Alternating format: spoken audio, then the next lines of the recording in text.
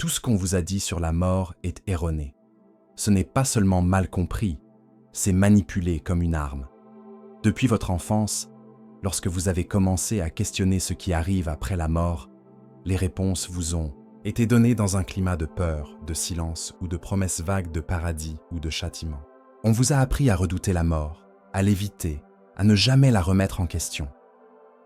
Pourtant, derrière les rituels religieux, le chagrin et les adieux, se cache une vérité profonde, libératrice, qu'on a voulu étouffer pour préserver le système. La mort n'est pas une fin, un vide ou un pari cosmique. C'est une porte, une transition, un retour. Pendant des siècles, on a cherché à vous empêcher de le comprendre, car si vous saisissiez que la mort est une transformation et non une destruction, vous vivriez autrement.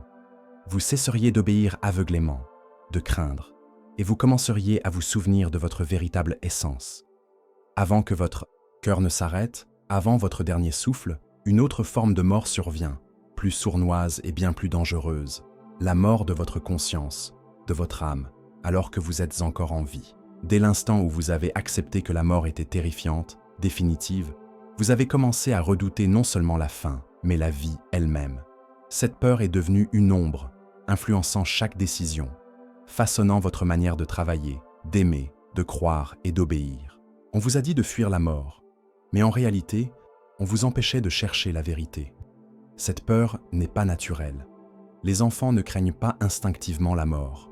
On leur apprend à la redouter à travers des histoires de paradis et d'enfer, des récompenses pour la vertu et des menaces pour les écarts. Ce conditionnement se glisse dans les dessins animés, les journaux, les chuchotements aux funérailles.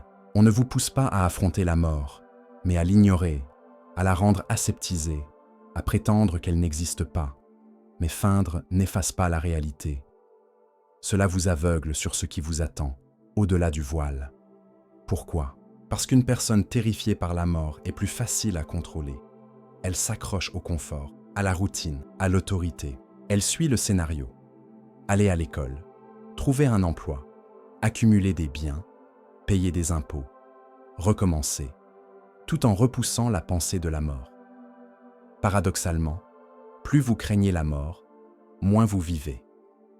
Vous limitez votre existence. Pour éviter la douleur, vous engourdissez vos sens pour fuir l'inconnu. Vous mourrez un peu chaque jour en essayant d'échapper à la mort.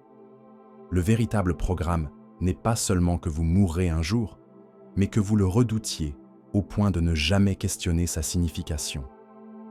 Ainsi, on vous prive de votre curiosité, de ces questions essentielles. Qui suis-je vraiment ? D'où viens-je ?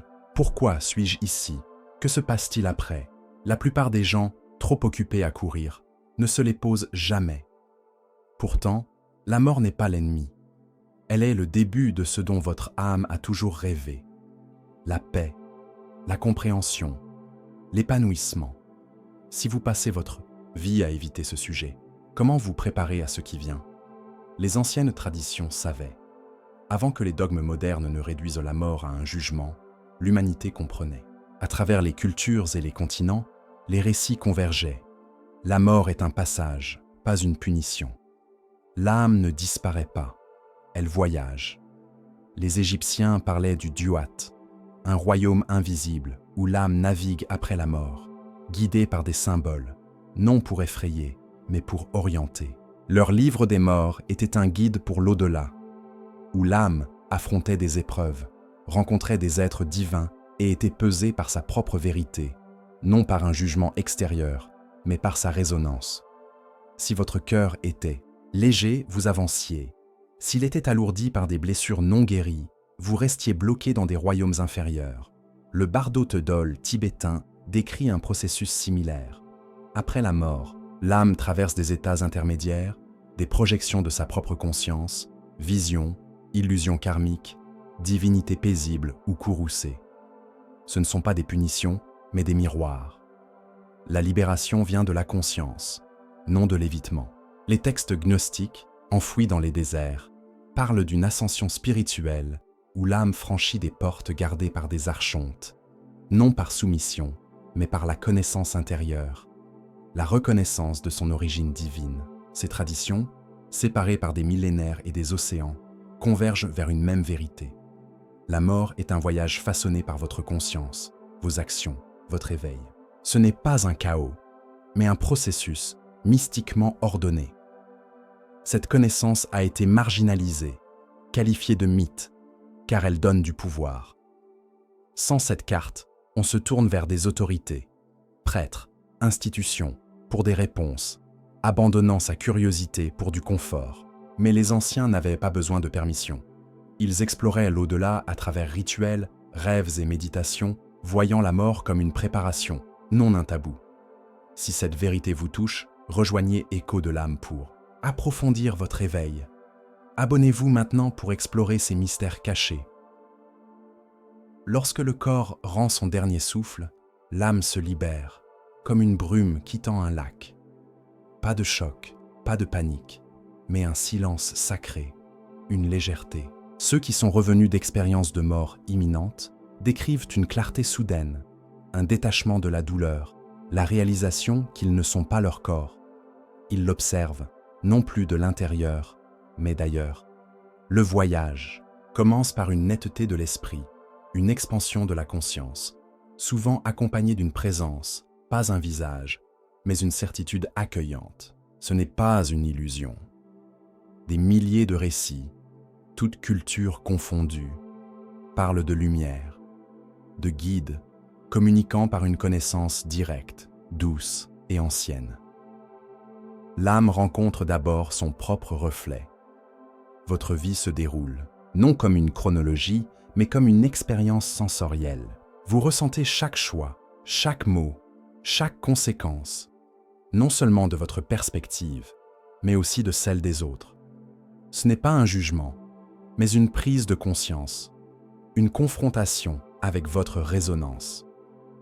Puis vient la lumière, décrite comme un amour écrasant, une paix absolue, une compréhension totale. Elle ne juge pas, elle dissout. En la touchant, vous vous souvenez. Vous n'êtes ni ce corps, ni ce nom, ni ce rôle.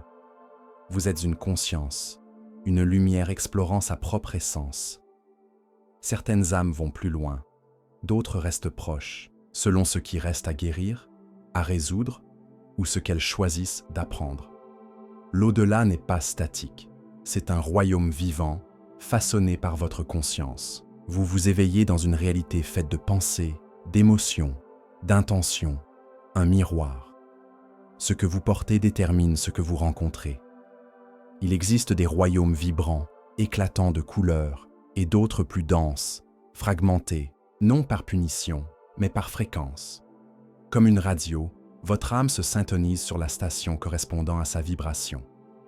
Les âmes lourdes, chargées de peur ou de colère, séjournent dans des zones de guérison, confrontées à leurs blessures. Celles qui ont cultivé la conscience accèdent à des espaces de lumière, rencontrant des guides, des âmes familières ou des entités anciennes, servant l'évolution universelle. Ce royaume astral, où les pensées prennent forme instantanément, n'est pas un mythe lointain. C'est une dimension parallèle, tissée de conscience, où les couleurs sont trop vives, les émotions trop pures pour être un simple rêve. Sans horloge ni gravité, seule l'intention façonne la réalité. Si vous portez de la peur ou de la rage, vous risquez d'habiter un espace qui reflète ces fréquences. La clarté devient votre boussole, la confusion, une cage. Mais pour ceux qui traversent avec présence, l'astral est un lieu d'apprentissage et d'émerveillement, où des guides vous aident à comprendre vos contrats d'âme, vos leçons choisies avant l'incarnation. Vous y visitez des souvenirs, des vies passées, voire futures, car le temps n'existe pas. Vous y accédez déjà, dans vos rêves, vos méditations, lorsque le voile s'amincit. La mort ne vous absout pas, elle révèle. Le karma n'est pas une punition, mais une gravité énergétique. Chaque pensée, chaque acte laisse une empreinte, une fréquence qui guide votre âme vers le royaume correspondant. La vie est une école, chaque instant une chance de choisir l'amour plutôt que la peur, la vérité plutôt que l'illusion. Chaque choix élève ou alourdit votre vibration.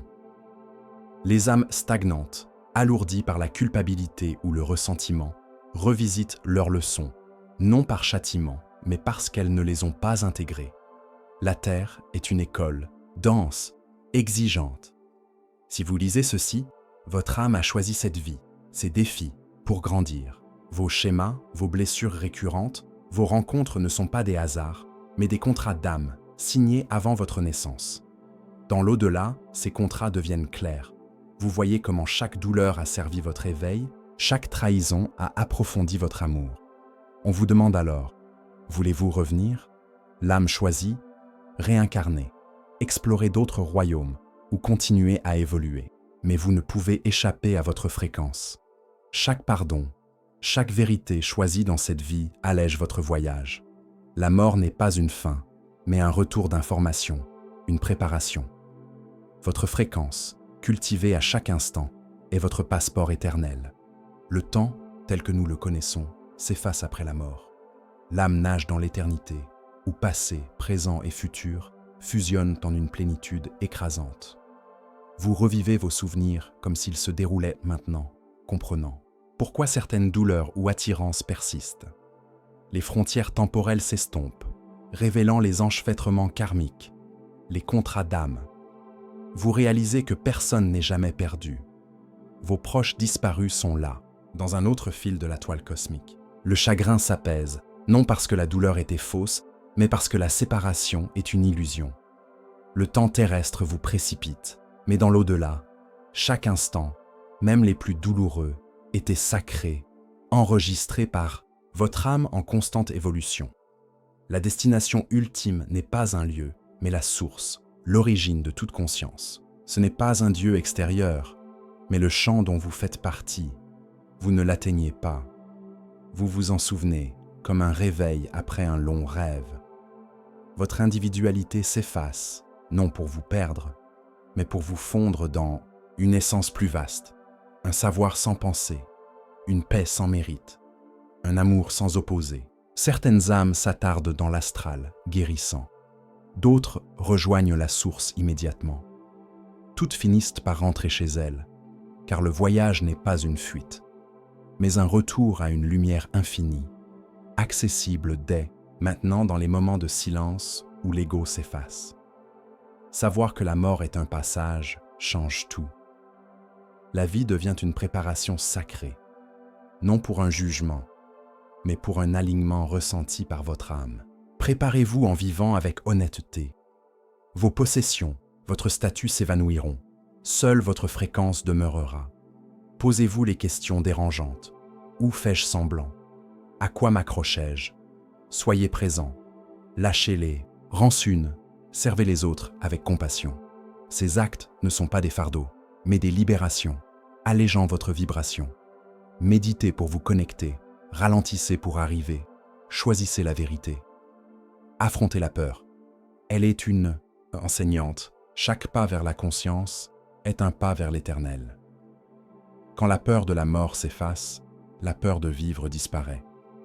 Vous cessez de jouer un rôle pour vous conformer. Vous vivez comme une âme qui sait qu'elle est éternelle. La plupart attendent une validation extérieure, mais vous n'êtes pas ici pour survivre. Vous êtes ici pour vous réveiller, pour laisser une empreinte par votre présence. Cette connaissance libère. Vous n'avez pas de date limite, seulement une invitation à devenir. Traitez les autres comme des fragments de la même source. Parlez avec intention. Écoutez avec cœur. Mourir avant de mourir, c'est abandonner. L'illusion maintenant, pour que le grand passage soit une reconnaissance, non une surprise. Vous êtes déjà éternel. Chaque joie, chaque douleur vous prépare à vous souvenir. Ne laissez pas la peur vous voler cette vérité. Vivez comme quelqu'un qui sait que la mort n'est qu'un commencement. Soyez le phare pour ceux qui fuient encore, montrant qu'il y a plus qu'ils sont plus. Si ce message vous a éveillé, ne vous arrêtez pas là. Abonnez-vous à Écho de l'âme, commentez « J'ai compris » et partagez votre lumière pour inspirer d'autres âmes en quête de vérité.